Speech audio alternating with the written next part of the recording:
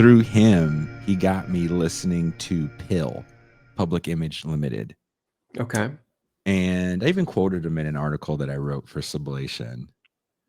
This is what you want. This is what you get. And I think John Lydon really saw the failure of the Pistols as kind of a failure of not going through with the spectacle. And then to your point, that becomes his career through the 80s, at least the first half of it post Pistols, is the spectacle. It's going to be where I make these important political points, but it kind of falls on deaf ears. And everything he's trying to do, much like the Pistols, the opposite effect happens. Like it's tailor made for the nihilism of Gen X, and then it's and the MTV generation. So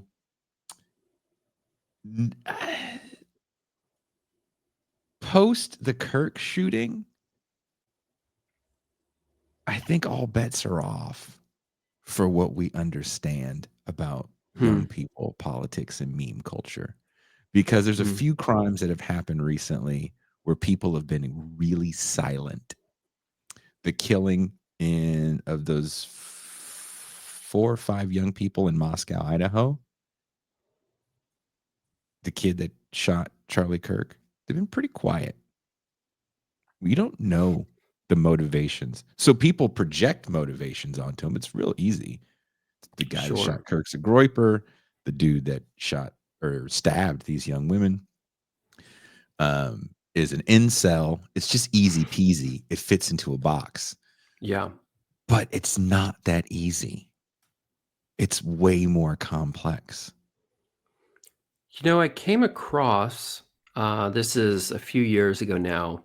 I wish I remembered the name of the specific researcher.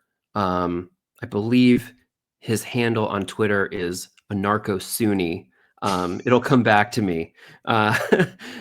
He's a researcher who was presenting, and this is really, in the weeds for people who are academics on this material, but something that he called at the time mixed ideology extremism. And he was looking at, his specialization is in, I believe, North Africa. And so he's looking at Islamic extremists on the internet and like ISIS recruitment videos and this type of material. And then he's also, familiar, because these things cross-pollinate at some point, with versions of white identity extremism that exists online. And he was watching the collision and convergence of certain symbols where you would see, no exaggeration, this is a literal meme from the group that he was studying, Saddam Hussein with a swastika on his forehead.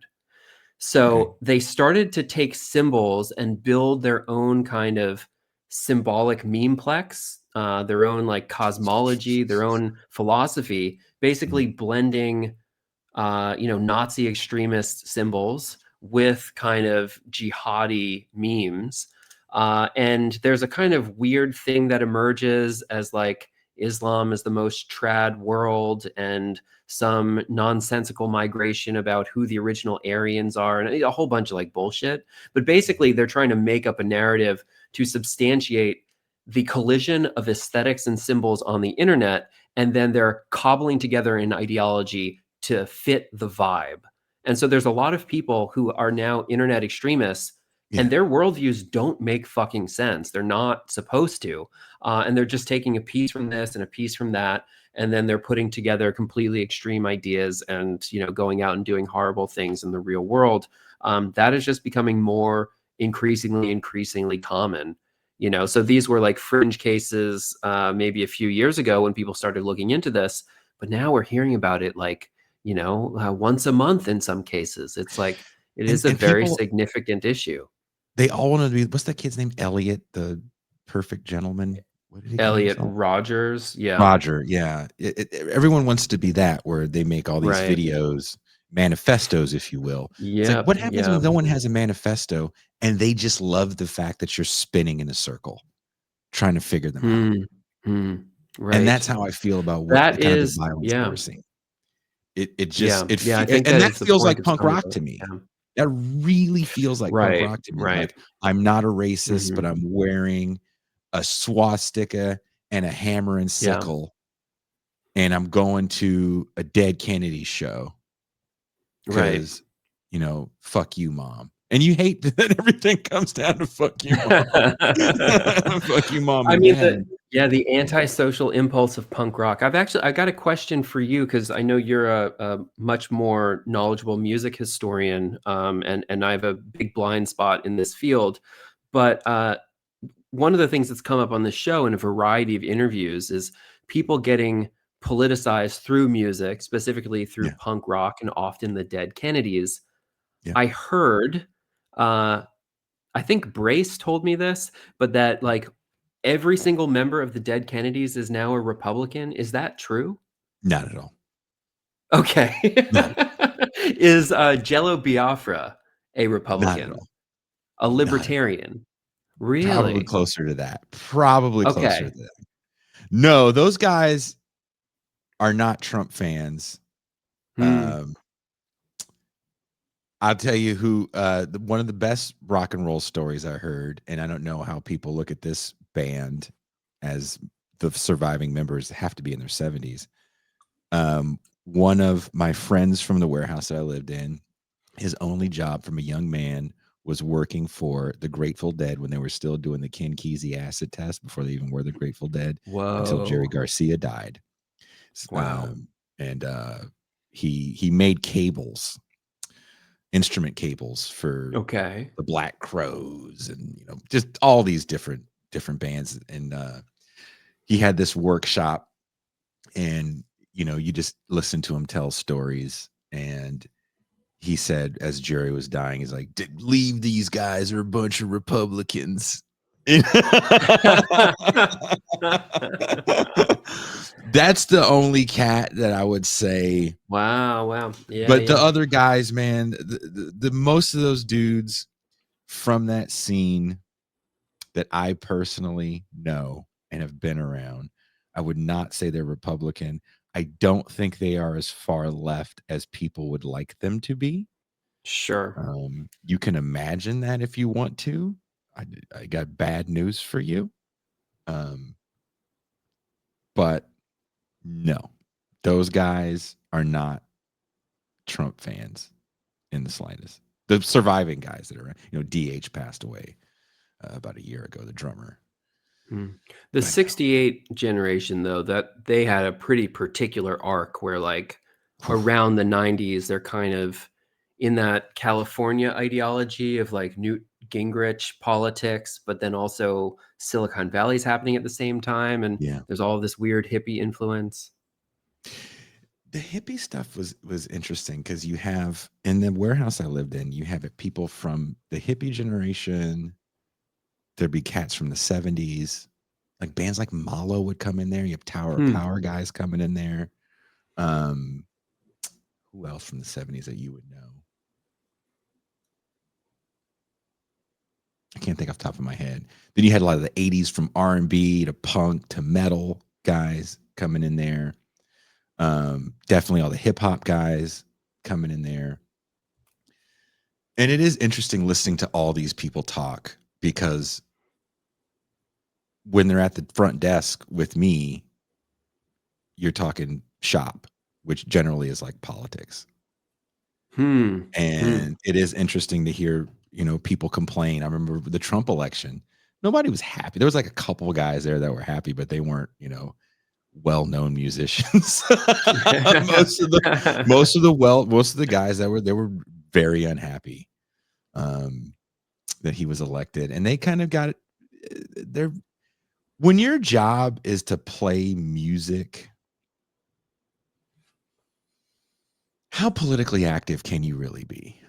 Not everybody's going to be Tom Morello or Boots Riley. Some of the best conversations I Yep. ever had in Yep. that place were with Boots Riley. Hmm. Hmm. Those two people are probably anomalies. Everybody else pretty much sounds like something you hear on the news. And I don't think that's a bad thing per se. Music is their job. Writing songs is their job.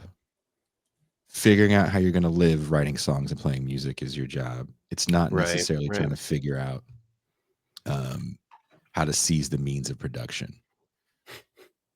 Well, this is the And irony, right? Is that a lot of people get politicized through music, sure. but it's also not the job of cultural figures to like do pedagogy and like educate you about how to be a revolutionary, right? It's like they got to make good songs, right? Like there's a division of labor here. Uh, but it has been like really yeah, really influential for a lot of people. Maybe it's For different now me, with the internet. Maybe it's memes instead of music bands, genres. yeah, what band is going to I think it's your relation to power, right, too, and I think young people are gonna find the internet and podcasters more politically powerful than a song. It feels like a punk rock thing too, because it's like unfiltered. You can do it, on your couch in your living Mhm, room. mhm, Just like you could have a band in your garage. It's like uh, kind of the 21st century version of right? that, because no one You can could afford just to have do it. instruments now. Who yes, who can where can you be loud? That's what I always say. There's these That's true. important No, places. literally. Yeah, yeah, You yeah. played Where music do you have a too, and soundproofed room? you downplay your time playing music so much. And I think it's important to add that Josh also played music. And when you play music, it's important to talk about the places where you got kind of involved, if you will. Now, I am Mhm. from the San Francisco Bay Area, and there's some legendary places that exist in my hood. I'm from the East Bay too. So the Gilman, for example, is, Right, right. you know, in my hood and all these other venues that I can name and you guys probably wouldn't know. But there's a lot going on at some of these shows where sometimes people are handing out, leaflets about Yep. PETA or, Yep. insert political thing here. A place like the Mhm. Gilman has certain rules you have to abide by before you can even play there. So I can see how the scene for some people can be a political awakening. I don't Yeah. know how that works anymore because you kind of could just not know what the fuck was going on and just walk in there and be blown away by the thing. And I think that you're more inclined to do that on your laptop Hmm. Hmm. than you are to Yeah. physically leave the Yeah. house and go to an uncomfortable place where you might not be cool. You might not know anybody. Like, I don't know how much confidence younger people have to do those things. I recently had Aaron Gillespie from Under Oath on the show, and Oh, wow. Yeah. and that's one of the things I wanted to talk about with him was kind of the early days of playing as well and having a spot to suck in. Hmm. That's how you get good. Yeah, Um, yeah, yeah. part Being of able to doing fail. this, and that's the scary thing about podcasting as well. I had 30 some episodes where no one saw my face, and I felt very confident about that. And I'm trying to figure it out. And I got to figure it out. I'm still figuring it out. I did music for Jesus. I think started my first group thing when I was like 14. So I Yeah, had yeah. decades to figure out how to act in front of people. Um, so even doing this, I've had practice. Right. Where does one get that kind of practice where you don't have the forever thing around you? No one saw me when Yeah. I threw up right before the first show I ever did in high school. Right. Right. So where can you go learn how to suck, go suck, figure it out. Maybe you get good, maybe you quit, but there's a place that welcomes that. I don't know where that place is anymore for a young person. And those places to me are extremely important, not for just music scenes. They're politically important. They're important for your community. I got to play music all over weird places in the world and I was never famous. So I was always somewhere really small. Hmm. And these small places would be the most awesome shows, the greatest communities, the the support, right? That to me is where you can build shit. Where is that for anyone right now? People think so big and globally. Can they even think? Again, going back to Mondami, he could go on, some of these bigger podcasts, but it doesn't help when you just need to talk to New Yorkers. Hmm. Yeah, yeah. I don't know if we've brought this up on the show before, but I run this arts nonprofit, which is a largely an online magazine. But we've done physical exhibitions, we've done film screenings, we've done book launches, a variety of other programming. It's mostly based in New York, but in large part, it's just run online, where there's like a Discord, there's a Substack, there's an Instagram, and so I get to see every year, several hundred submissions from like young people who are trying to make their way in the world. And, it's not music, it's art, it's film, it's writing.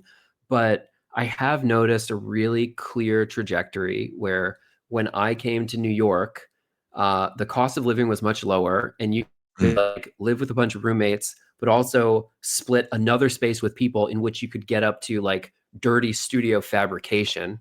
Like you could do spray paint, you could like use epoxy and like shit that you can't do at the house or you're going to poison yourself, right? Yeah. You need like a dirty workplace to do that. You're not going to have a chop saw next to your end No, table, your night table where you no. sleep.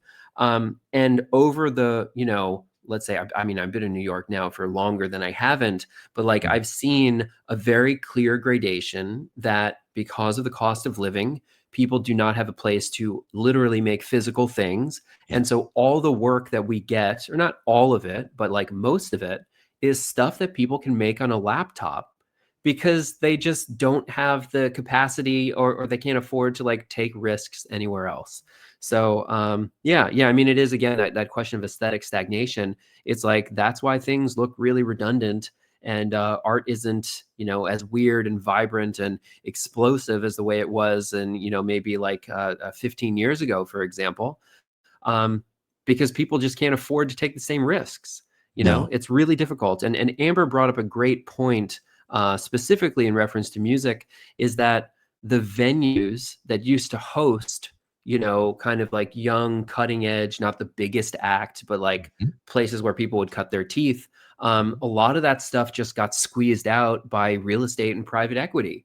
And It did. so it's like, you're doing what? SoundCloud like bedroom music is your kind of only shot to be able to make stuff now And that's because all. And there's no small venues.